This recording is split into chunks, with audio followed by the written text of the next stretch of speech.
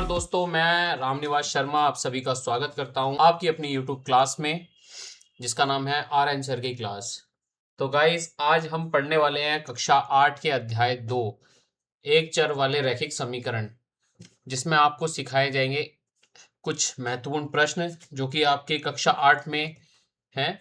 और इसमें एक्चुअली पहले हुआ करती थी 2.1 और 2.2, इसलिए इसमें 2.1 ही रखी है अध्याय। तो ज़्यादा विलंब ना करते हुए क्लास में बढ़ते हैं। और क्लास शुरू करने से पहले आपसे यही कहूँगा गाइज कि क्लास को लाइक, सब्सक्राइब और शेयर ज़रूर कीजिए, ताकि ज़्यादा से ज़्यादा लोगों तक, विद्यार्थियों तक हमारा ये कंटेंट पहुंच सके, ताकि उन्हें लाभ प्राप्त हो सके। बाकी बढ़ते हैं अपने पहले प्रश्न की ओर। तो देखते हैं प्रश्न नंबर 1 में जिस तरह से पहले दे रखा है कि निम्न समीकरण को हल कीजिए और अपने उत्तर की जांच कीजिए। गाइस, सबसे पहली बात यह है कि इस समीकरण को हमने जो है वो हल करना है, और साथ ही साथ जब हमारा हल निकल आएगा तो इसकी हमने क्या करनी है, जांच भी करनी है। तो सबसे पहले देखते हैं प्रश्न नंबर 1, तो जो कि हमारा है 3x बराबर 2x जमा 8। अब गाइस देखिए, सबसे पहली बात तो यह है कि हम जो चर वाले हमारी डिजिट्स होती है चर के साथ वाली, इनको हम करते हैं अपने लेफ्ट साइड पे, और जो नंबर्स होते हैं इनको करते हैं हम राइट साइड पे। तो जैसे कि हम देख पा रहे हैं यहाँ पर 3x ऑलरेडी लेफ्ट साइड में है, और एक चर वाली संख्या जो है हमारी वो है एक राइट साइड में, इसको हम उठाकर लाएंगे लेफ्ट साइड में। अब जब भी कभी हम इज इक्वल टू के यानी बराबर के कभी भी कोई संख्या या चर हमेशा लेफ्ट और राइट साइड ले जाते हैं, तो उसके आगे का जो साइन होता है वो हमारा चेंज हो जाता है। इट मीन्स ये है कि 3x तो हमारा पहले से ही लेफ्ट साइड में है, बट हम इसको 2x को जब हम उठाकर इधर लाएंगे तो इसमें हमारा क्या होगा, साइन चेंज हो जाएगा। जो कि प्लस का है तो क्या हो जाएगा, माइनस का। तो ये बन जाएगा 2x और बराबर यानी इज इक्वल टू, और रह जाएगा क्या, 18। अब यहाँ देखेंगे 3x में से 1x माइनस करें, 2x माइनस करेंगे 3x में से, तो क्या बच जाएगा हमारे पास, 1x इज इक्वल टू 18। और क्योंकि 1 हमारा पास ऑलरेडी एक संख्या है यहाँ पर चर के साथ, क्योंकि यहाँ मल्टीप्लाई में है, मल्टीप्लाई उठकर अगर हमारा राइट साइड में भेजेंगे क्योंकि ये संख्या है, तो यहाँ पर हो जाएगा 18 डिवाइडेड बाय 1। क्योंकि यहाँ मल्टीप्लाई में है तो मल्टीप्लाई इज इक्वल टू के उस तरफ जाकर क्या बन जाता है, डिवाइड। जैसे कि मैंने बताया कि माइनस बराबर के उस तरफ जाकर, ठीक है ना, हमेशा जगह अपनी चेंज करेगा, तो माइनस प्लस में हो जाएगा और प्लस माइनस में। और इसी तरह से जब भी बराबर के इस तरफ या उस तरफ कोई भी संख्या या चर अपनी जगह बदलेगा, तो वह क्या बन जाएगा, मल्टीप्लाई डिवाइड में और डिवाइड मल्टीप्लाई में। तो x की वैल्यू क्या बन जाती है, 18/1। तो गाइस अब इसकी जांच करेंगे हम यहाँ पर।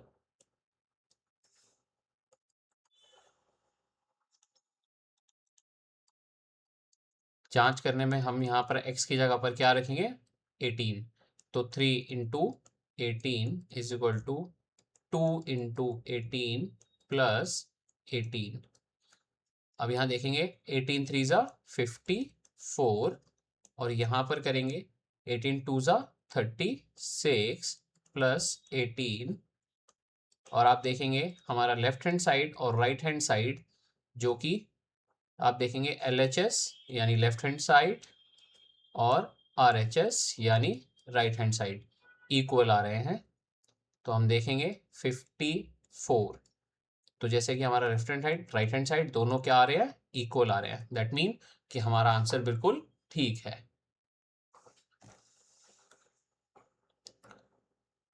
चलते हैं अपने अगले प्रश्न की ओर।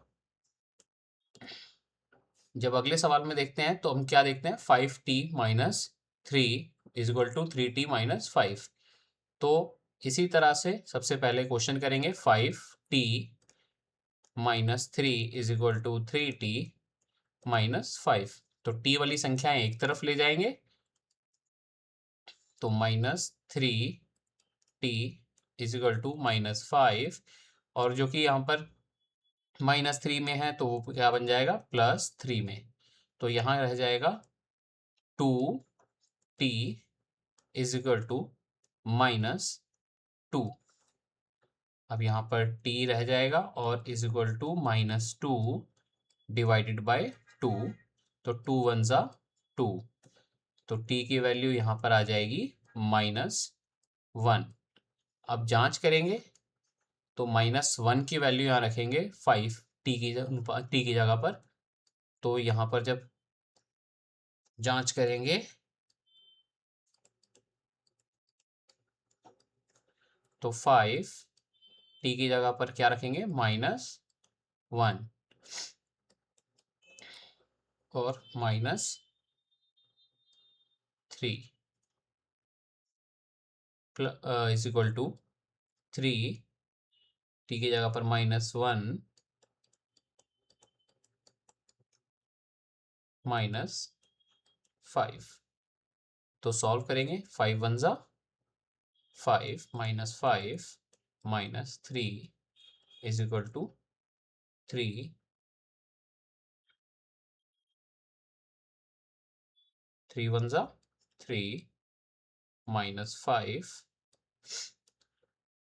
अब यहाँ आप देखेंगे -5 माइनस यानी माइनस माइनस प्लस, तो ये बन जाएगा -8 is equal to minus minus plus -8। प्रश्न नंबर 3 में आप देखेंगे, निम्न समीकरण को हल कीजिए और अपने उत्तर की जांच कीजिए। देखिए फिर से वही क्वेश्चन है, इस बार 5x जमा 9 इज इक्वल टू 5 जमा 3x। आप देखेंगे 5x, यहाँ पर 3x है तो यहाँ पर -3x जमा 5 घटा 9 और यहाँ बच जाएगा 2x इज इक्वल टू -4 और x की वैल्यू यहाँ पर आ जाती है -4/2, तो यहाँ पर बच जाता है x इज इक्वल टू -2। अब जांच करेंगे इसकी, तो यहाँ पर देखेंगे 5 मल्टीप्लाई -2 इज इक्वल टू, माफ कीजिए, +9 इज इक्वल टू 5 +3 मल्टीप्लाई -2। अब इसको कैलकुलेट करके यानी सॉल्व करेंगे तो क्या बन जाएगा, ये -10 +9 इज इक्वल टू, यहाँ करेंगे 3 2 ज़ा 6 माइनस और ये 5 प्लस का, तो यहाँ बचेगा -1 और यहाँ पर प्लस माइनस माइनस, तो -1। जैसे कि हमने कहा left hand side and right hand side are equal, that means हमारा आंसर जो है बिल्कुल ठीक आया है। चलिए बढ़ते हैं अगले प्रश्न की ओर।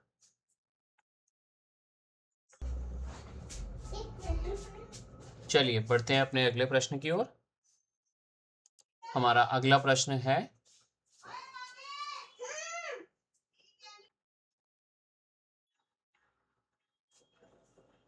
चलिए बढ़ते हैं अपने अगले प्रश्न की ओर।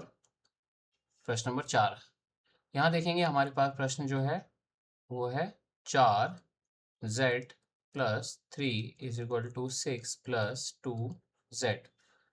इट मीन्स ये है z वाली संख्या को हमने एक तरफ करना होगा, तो 4z - 2z is equal to 6 - 3, तो यहाँ बचेगा हमारे पास 2z3।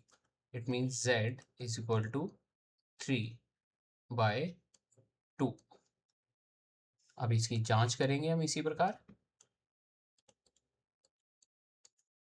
तो यहाँ देखेंगे 4 × 3/2 plus 3 is equal to 6 plus 2 × 3/2। जैसे कि आप देख पा रहे हैं यहाँ पर 2 वन ज़ा 2, 2 टू ज़ा 4, तो 2 3 ज़ा 6 प्लस 3 इज इक्वल टू, इसी प्रकार यहाँ पर देखेंगे आप 2 वन ज़ा 2, 2 वन ज़ा 2, तो यहाँ पर बच जाएगा 6 + 3, तो यहाँ देखेंगे आप 9 और यहाँ पर भी आप देखेंगे 9, यानी हमारा LHS is equal to RHS। चलिए बढ़ते हैं अगले प्रश्न की ओर।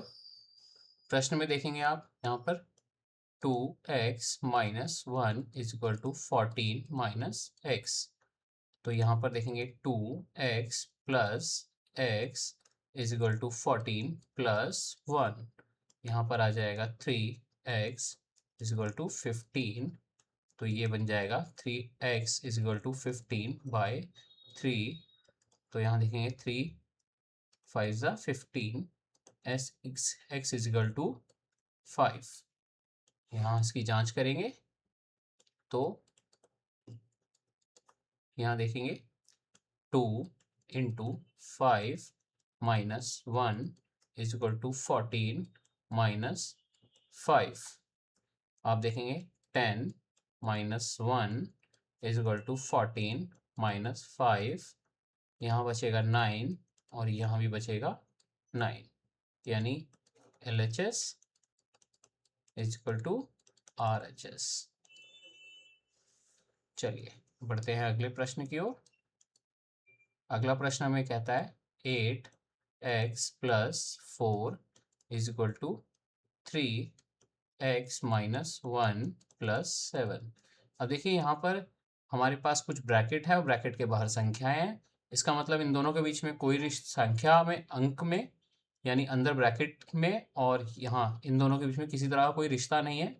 तो यहाँ पर क्या रिश्ता कहलाएगा? गुणा का।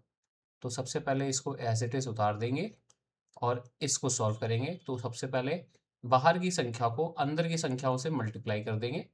तो 3 को x से करेंगे तो क्या बन जाएगा? 3x, और यहाँ इसके आगे प्लस है और यहाँ पर माइनस, तो माइनस प्लस माइनस, और 3 1 ज़ा 3, और बाकी का जो बचा वो एज इट इज उतार देंगे। अब आप देखेंगे यहाँ पर कि किस प्रकार से संख्याएं दे रखी हैं। तो हम उन्हीं संख्याओं को उसी प्रकार करेंगे। सबसे पहले इसे सॉल्व कर लेंगे। तो यहाँ पर प्लस माइनस माइनस, तो प्लस 4, तो यहाँ आएगा 3x, तो प्लस माइनस माइनस, तो माइनस यहाँ पर क्या बचेगा? 4 बचेगा, लेकिन साइन किसका लगेगा? प्लस का, क्योंकि बड़ी संख्या यहाँ पर 7 है। तो ये हमारे पास संख्या बच जाती है। अब इसी प्रकार 8x माइनस 3x बराबर 4 घटा 4। तो यहाँ देखेंगे आप कितना बचेगा? 5x इज इक्वल टू 0, और x की वैल्यू यहाँ पर 0/5। इट मीन्स क्या बच जाता है यहाँ पर? 0, क्योंकि हम किसी भी संख्या को या यूँ कहें 0 को किसी भी संख्या से डिवाइड करेंगे तो क्या बनेगा हमारे पास? 0। जांच कर लेते हैं। 8 गुणा 0 जमा 4 बराबर 3 गुणा 0 माइनस 1 जमा 7। तो अब देखेंगे 8 को 0 से करेंगे तो क्या बन जाएगा? 0 प्लस 4, और यहाँ पर देखेंगे उसी प्रकार 0 माइनस 3 1 ज़ा 3 जमा 7। आप देखेंगे यहाँ पर क्या बच रहा है? 4, और यहाँ पर प्लस माइनस करने के बाद भी यहाँ देखिए क्या बच रहा है? 4। तो हमारा लेफ्ट हैंड साइड और राइट हैंड साइड दोनों क्या हो जाते हैं? इक्वल। चलिए बढ़ते हैं अगले प्रश्न की ओर। अगला प्रश्न कहता है हमारे पास x is equal to 4/5 x plus 10। तो देखिए x के एक तरफ वैल्यू जो है बराबर के एक तरफ क्या है? सिर्फ x है, और यहाँ पर क्या है? x प्लस 10 यानी 4/5। आप चेक करेंगे इसको, तो यहाँ पर हमने कहा कि जो बराबर की संख्या है इस तरफ गुणा, भाग वाली संख्याएं क्या हो जाती हैं? अगर उस तरफ जाती है तो गुणा में, और गुणा वाली भाग में। तो यहाँ देखेंगे हम भाग में क्या है? 5, तो x मल्टीप्लाई बाय 5 बन जाएगा यहाँ पर, और यहाँ रह जाएगा 4x प्लस 10। तो x के साथ में करेंगे तो 5x बराबर इस बाहर की संख्या को इन दोनों को अंदर की संख्या के साथ में गुणा कर देंगे तो 4x जमा 40। आप देखेंगे 5x minus 4x is equal to 40। It means x की वैल्यू क्या आई है हमारे पास यहाँ पर? 40। अब इसी प्रकार इसकी जांच कर लेंगे। तो जांच में हम देखेंगे यहाँ पर कि x की वैल्यू क्या रखनी है? 40 इज इक्वल टू 4/5 यहाँ पर भी 40 प्लस 10। सबसे पहले इसी को सॉल्व कर लेंगे यहाँ पर हम। तो यहाँ देखेंगे हम क्या है, 40 प्लस 10 यानी 40, और इसको भाग में है जो कि मल्टीप्लाई में ले जाएंगे यहाँ पर 5, और यहाँ पर रह जाएगा 4, और अंदर क्या रह जाएगा 50। आप देखेंगे 4 पंजे 20 यानी 200, और यहाँ पर भी 4 पंजे 20 यानी 200। तो दोनों संख्याएं एक तरफ यानी लेफ्ट हैंड साइड और right hand side are equal. चलिए बढ़ते हैं अगले प्रश्न की ओर।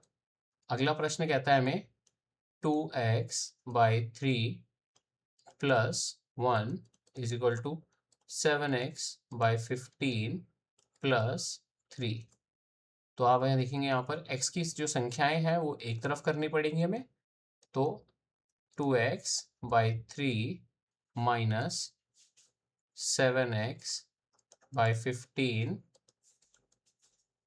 और यहाँ पर बराबर के इस तरफ 3 माइनस 1।